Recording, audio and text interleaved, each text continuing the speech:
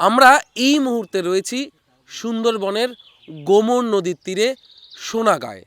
এখানকার অধিবাসীদের জীবন সংগ্রামের গল্প শুনে মাঝে মাঝে মনে হয় কল্পকাহিনী। যে মাউলে, মাঝি বা মাছ ধরতে যারা যান বিভিন্ন খাঁড়িতে বা নদীতে, অনেকেই তারা ঘরে ফেরেননি কোনো দিন। জঙ্গল তাদের নিয়ে নিয়েছে, এখানকার ভাষায় বলা হয়, অর্থাৎ বাঘের শিকার হয়েছেন তারা। আবার এমনও কেউ কেউ রয়েছেন যারা সেই বাঘের মুখ থেকে বেঁচে ফিরেছেন, বা বলা ভালো বাঘের সঙ্গে লড়াই করে ফিরেছেন। এরকমই একজন মানুষের সঙ্গে আজ আমরা রয়েছি। তার মুখ থেকে সে বাঘের সঙ্গে তার লড়াইয়ের গল্প আমরা শুনবো। গৌরদা, নমস্কার। গৌরদা, প্রথমেই বলি, খুব জানতে ইচ্ছা করছে জীবনকে ঠিক কিভাবে দেখেন এখন আপনি? এখন আর সে জীবন আর জীবন বলতেই চলে। কেন? কোটালের সময় হলে যন্ত্রণা, আর এই চোখেতে এই হাড়াটা ভেঙে গেছে, চোখে দেখা যায় না, সকল সময় ওষুধ নিতে হয়, ওষুধ খেতে হয়। কোটাল হলে যন্ত্রণা, আমাকে 3-4 দিন ধরে শুয়ে পড়ে থাকতে হয়।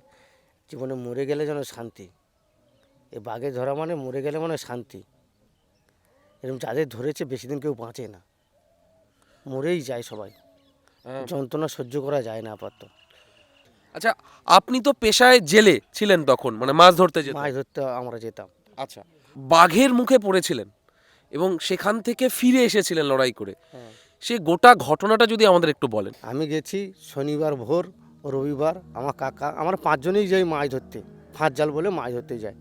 মাছ ধরতে বার হয়ে গেছি, ওখানটায় গেছি সন্ধেবেলা, 2-3টে জাল দিয়েছি।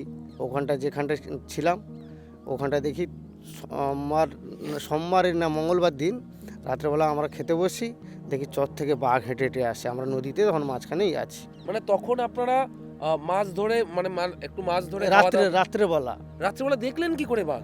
আর একজন পাশে একটা বোট ছিল, ওরা লাইট মারতে হাতে তেল পড়ে গেছিলো, রান্না করতে হতে হাতে তেল পড়ে যায়। লাইট মারতে তখন দেখে লাইট মেরে দিয়ে জঙ্গলের দিকে যখন বাঘ হেঁটে হেঁটে আসে, ওইখানটা থেকে আমাদের খাওয়া টাওয়া বন্ধ করে দিলাম। এবার ওখানটা সমুদ্র, আরও দূরে চলে গেলাম, একটু দূরে রাত্রে থাকলাম। মানে বাঘকে দেখতে পাচ্ছেন ডাঙা, মানে ডাঙা, একদম ডাঙায় এবং আসতে সামনেই, হ্যাঁ, মানে আপনাদের দিকে আসছে। হ্যাঁ, ওখানটা থেকে তারপর দিন জাল টাল তুলে চলে গেলাম, ঘন্টা দেড়েক বিয়ে চলে গেলাম। আবার গিয়ে ওখানটা গেছি, মঙ্গলবার চলে গেছি, মঙ্গলবার আছি, বুধবার আছি, বৃহস্পতিবার আছি, শুক্রবার আছি, শনিবার দিনকার এখন খাওয়া দাওয়া করে ওখানটা আছি। ওখানটা জাল ধরছি, মাছ ধরেছি। ওখানটায় অনেক সমুদ্রের ব্যাপার, আমার ধারে যাই না, মাঝখানে মাছ ধরতে, বড়ো মাছের ব্যাপার মাঝখানেই ধরি আমরা। ওখানে খোলা পাতা বলে একটা জায়গা, আড়ার ট্যাগ, ওখানটায় আছি আমরা। এরকম রান্নাবান্না করে 2-2-2:30 নাগাদ চান করে খাওয়া দাওয়া করে এবার যে যার মতন 5 জনই শুয়ে পড়েছি। এটা কি দুপুরবেলা?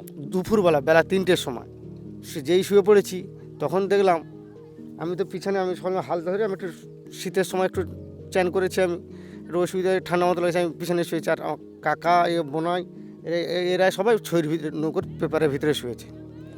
হঠাৎ দেখি এরা বাঘ বাঘ চিৎকার করছে। আমার তখন পিছনে ঘুমিয়ে আছি আমি, আমরা জানি বাঘ আছে, নদীর মাঝখানে গ্যারাবি করেছে, বাঘটা আসবে কি? ও, আপনাদের নৌকা ততক্ষণ নদীর মাঝে? নদীর মাঝে 200-300 দূরে আছে, জঙ্গল ছাড়া। আচ্ছা, জল, শুধু জল আর জল। দেখি নৌকোর উপরে বাঘ।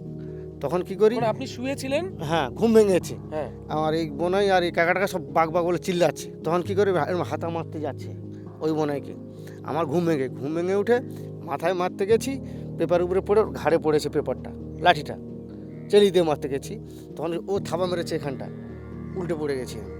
তারপরে ফের উঠতে যাচ্ছি, ও জাম দিয়ে পড়েছে। জাম দিয়ে পড়ে আমাকে এরকম ধরে নিয়ে একেবারে জলে নিয়ে পড়েছে।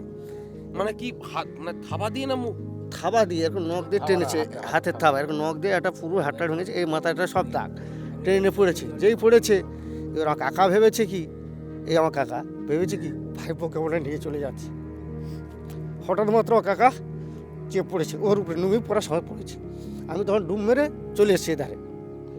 তো কাকা ভেবেছে, রক্ত যখন লাল হয়ে গেছে, ভেবেছে কি ডুম ভাইপোকে নিয়ে চলে যাচ্ছে। কাকা পড়ার সঙ্গে সঙ্গে কাকা যেই মাথায় মেরেছে, কাকাকে ঘুরে এসে ধরতে যাচ্ছে, বাঘ ধরতে আসছে আবার। আমি তো উঠলাম, উঠার সঙ্গে সঙ্গে তারপর কাকা তো উঠলো।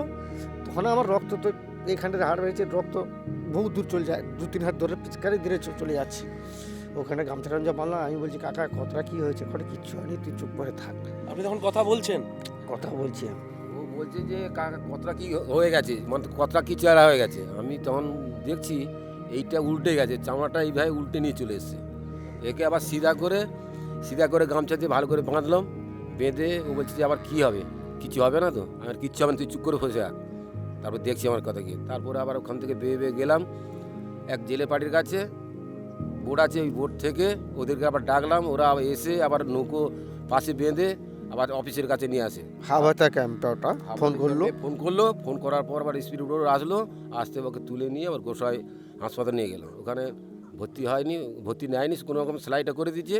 নিয়ে যাওয়ার সঙ্গে সঙ্গে আবার কলকাতায় আবার ডাইরেক্ট নিয়ে গেছে। এই যে বাঘটি আপনার ভাইপো গৌর মাইতিকে আক্রমণ করেছিল, যা আপনারা যাদের সেই বাঘের সঙ্গে লড়াই করেছেন, বাঘটা কি মানে কত বড় ছিল, কি ছিল কিছু মনে আছে? বাঘ আপাতত 5 ফুট লম্বা হবে, 5-6 ফুট লম্বা হবে, হাইট এতটা হবে।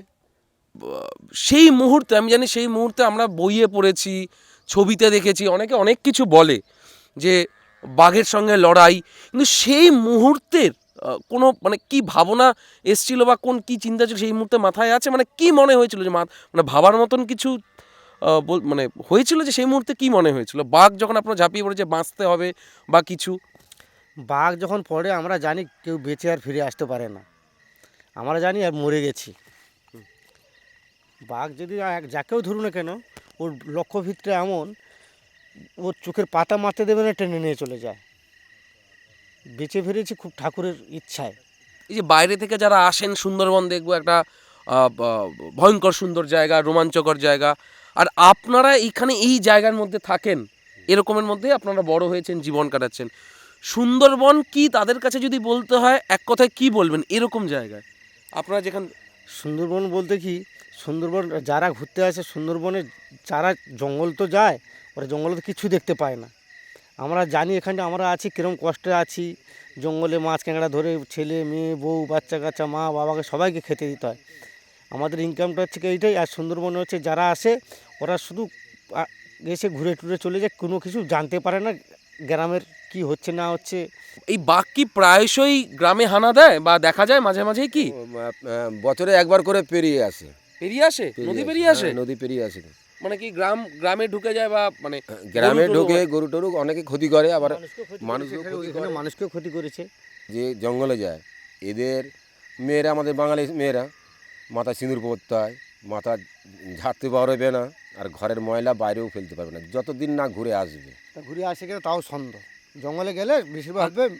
এটা আপনাদের রীতি, মানে ঘরের ময়লাটা বাইরে ফেলবে না, তাতে ঘরের পুরুষটা সে আবার ফিরে আসবে, ফিরে আসার পর সেই ময়লাটি বাইরে ফেলবে। সাপকে দেখা হলো, বাবা সাপ দেখা হলো, সাপকে হয়তো লাঠি দিয়ে আমি মেরে ফেললাম, কিন্তু তাকে তো আর মারার কোনো না। আর ও যে তুতু বেগে ছুটে আসবে, ও চোখে যদি রাখতে পারো ভালো, চোখ যদি এক দৃষ্টিতে যদি রাখতে পারো সামনে, তাহলে ঠিক বাঁচবে, আর নাহলে চোখ এদিক ওদিক করলে তোমার শেষ করে দেবে।